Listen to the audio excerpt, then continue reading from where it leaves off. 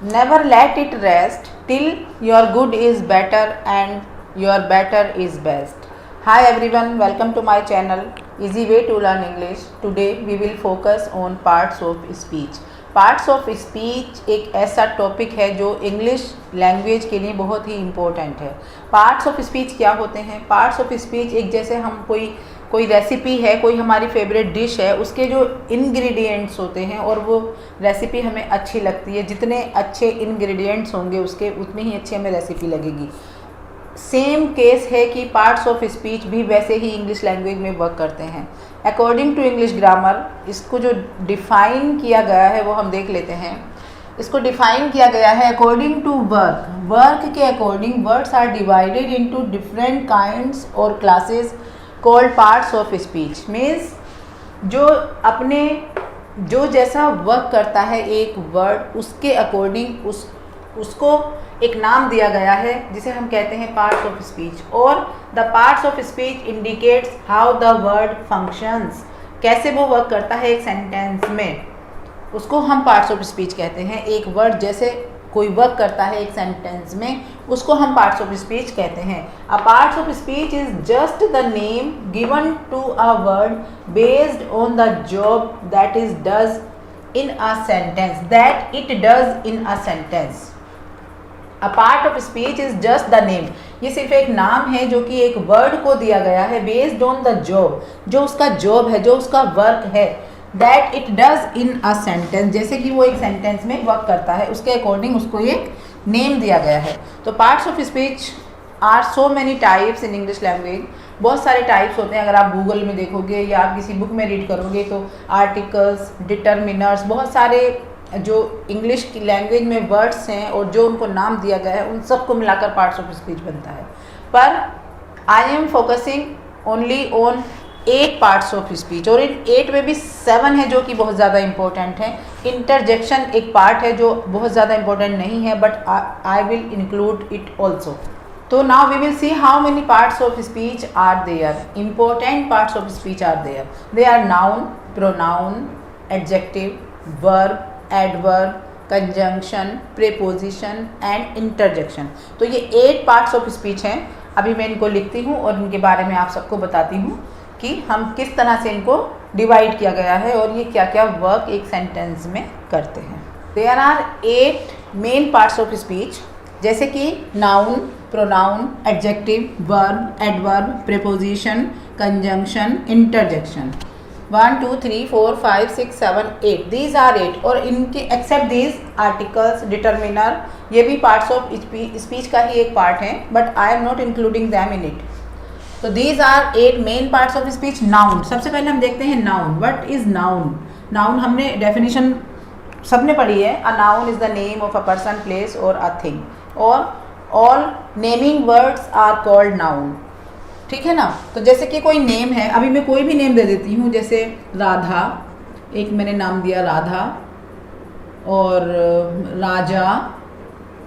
तो these are the name of a particular girl and boy. ये एक बच्चे गर्ल का नेम है और ये एक बॉय का नेम है, लेकिन इनको जो एक कॉमन नेम दिया गया है वो होता है बॉयज़, बॉय और गर्ल। इस तरह से नाउन को भी डिफाइन किया गया है कि अगर मैंने एक पर्टिकुलर नेम दे दिया किसी का तो वो प्रॉपर नाउन हो गया और otherwise this is common noun. But ये हम बाद में पढ़ेंगे, नेक्स्ट वीडियो में हम इसको पढ़ेंगे। अभी हम देख लेते हैं कि इनके बारे में और क्या क्या देख सकते हैं। प्रोनाउन, अब मैं अगर कोई सेंटेंस बोलती हूँ तो अगर मैं कहती हूँ Radha is a good girl and she is beautiful, अब मैं राधा बार बार नहीं लूँगी, मैं उसकी जगह शी लगा दूँगी तो शी हो जाएगा प्रोनाउन। अब मैंने कहा था Radha is a good girl, तो जो राधा को क्वालिफाई कर रहा था गुड, दैट इज़ एडजेक्टिव। तो जो क्वालिफाइंग वर्ड्स होते हैं, जो डिस्क्राइबिंग वर्ड्स होते हैं, दैट इज़ कॉल्ड एडजेक्टिव। तो जो मैंने गुड बोला था वो हो गया एडजेक्टिव। एक वर्ड में एक सेंटेंस में एक वर्ब का होना कंपलसरी होता है। Without verb no sentence is complete. कोई भी सेंटेंस कंप्लीट नहीं हो सकता विदाउट वर्ब। तो जैसे वर्ब भी बहुत टाइप्स की होती हैं, बट अभी हम देख रहे हैं कि एक वर्ब कैसे होती है, जैसे जिसमें एक्शन होता है। हम एक एक्शन वर्ब को देख लेते हैं, जैसे कि ही इज़ गोइंग, तो यहाँ पर इज़ गोइंग वर्ब हो जाएगा। इज़ गोइंग ये हमें एक्शन दिखा रहा है, उसका जाना।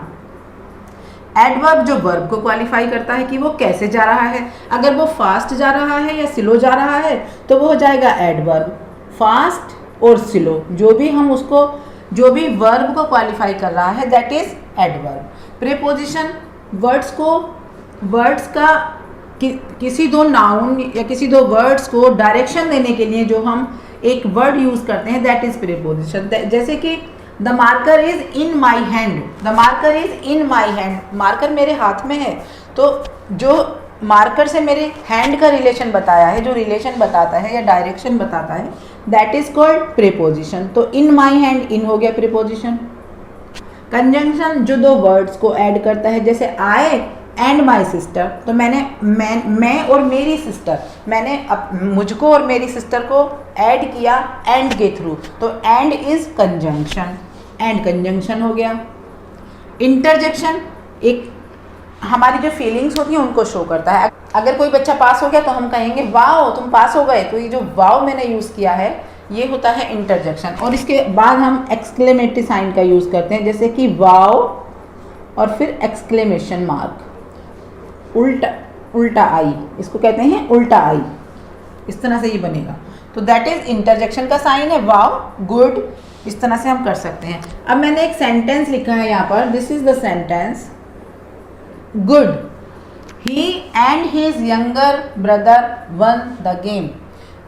गुड यहाँ पर एक मेरी फीलिंग्स को शो कर रहा है, जो मैं कह रही हूँ गुड यानी कि बहुत अच्छा, तो ये गुड हो गया यहाँ पर इंटरजेक्शन।